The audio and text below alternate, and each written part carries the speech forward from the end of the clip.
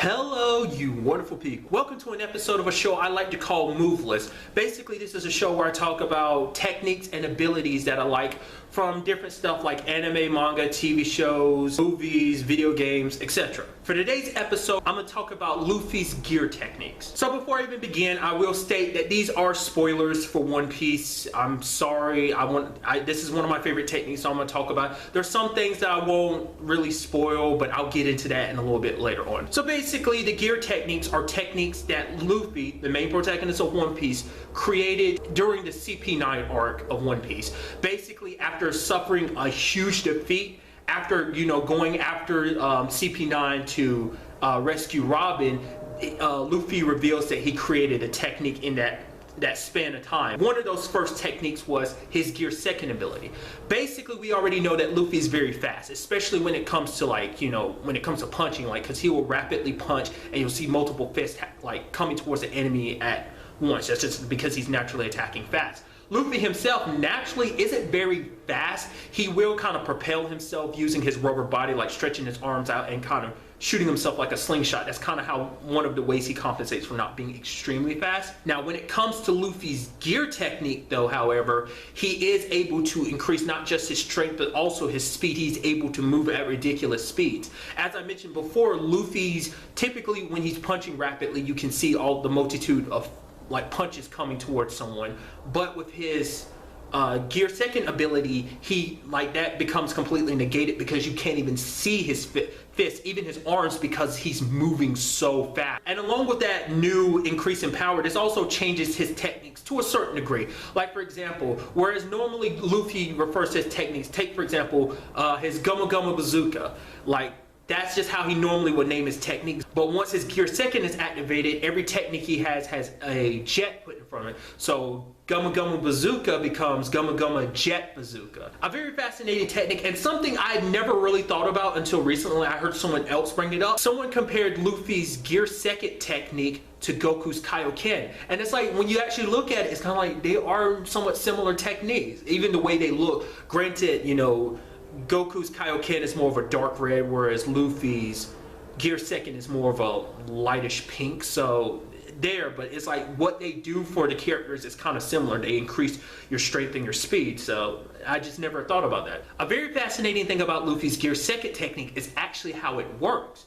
Now, the gear second technique is an ability only Luffy could ever be able to use, and it's because he ate the Gumma Gumma fruit, that made him a rubber man. And what I mean by that exactly is how Luffy's gear second works is by him increasing the blood flow throughout his body. When you see his gear second activate and you see his body, his legs kind of ripple up and then it just kind of drops, that's basically him causing the blood in his body to pump very rapidly. Now, with the volume of blood that he's pumping rapidly throughout his body, a normal human heart would explode, but because he has a rubber heart, his heart is able to expand to compensate for the increased blood flow and as well as the volume of it. Now, this in itself is the reason why Luffy's skin turns pink, particularly because of the constant rush of blood throughout his entire body. And along those lines, the reason why Luffy has steam coming off his body, because of the increased blood flow, Luffy's body is running extremely hot. And so that all sweat almost instantaneously evaporated. Now, this is a great technique for Luffy, but sadly it does have a huge downside to it. That being, it puts a lot of strain on Luffy's body to use it, especially at the beginning when he first created it. At that point in time during the CP9 arc, he would actually hold food in his pockets because it would drain him of his energy so fastly, so he needed to replenish his energy by eating. But it also shortened his life because of the strain it put on his body. Even though he's a rubber man, it still puts a huge strain on his body. Granted, it seems that that's no longer an issue after the time skip, because it seems, that's a kink he's kind of worked out of the technique.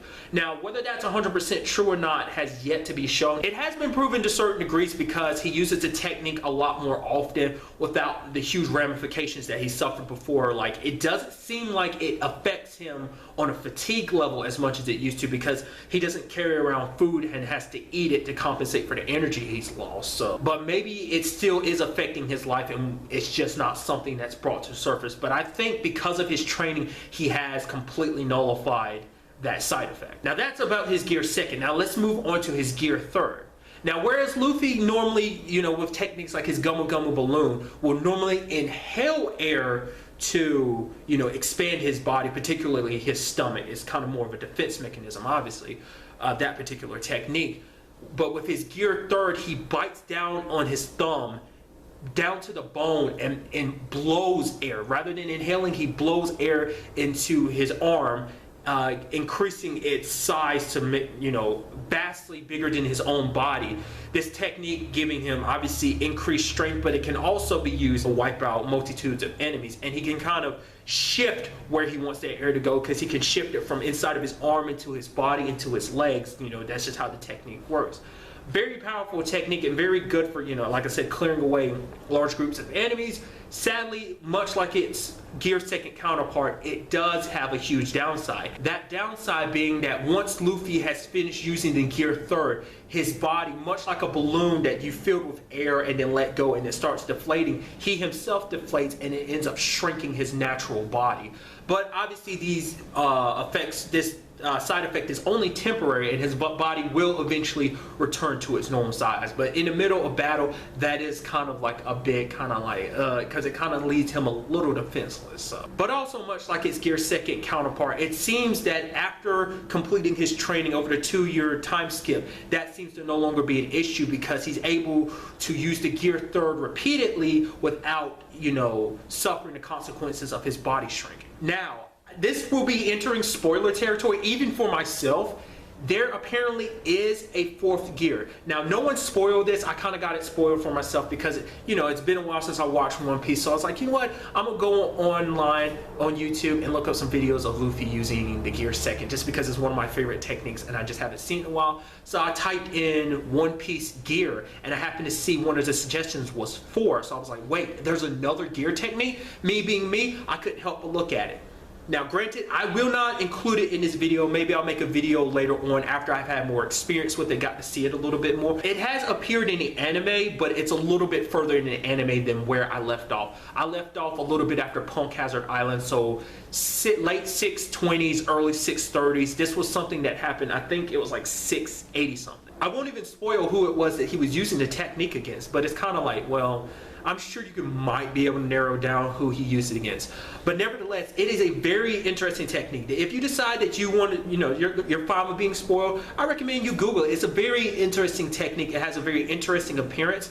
I've not really seen what it's fully capable of. I've only seen him really use it in action that one time. So now I've also recently come across something, because it was added as a recommendation to my, recommended to me on YouTube because I saw that video. There might also be a 5th gear as well, but it seems like it's something that's only in the manga, and it doesn't seem like something that's going to be readily happening in the anime. It seems like it's quite a bit down the road. So I don't know, I didn't really look into it because I didn't want to spoil myself or obviously what was going to go down, as well as, who he was using against. I don't want none of that spoiled for me, so I was just, I decided to avoid it. But if you want to, that's another thing you can look up to. Like I said, once I've gained more experience with those type of, both the Gear 4th as well as the 5th, then I'll probably make an additional video later on down the road, talking about them a little bit more. So, but that's really all I want to talk about in this episode. To the next time we meet, be happy, be safe, live life to the fullest, and enjoy it. Good day and goodbye.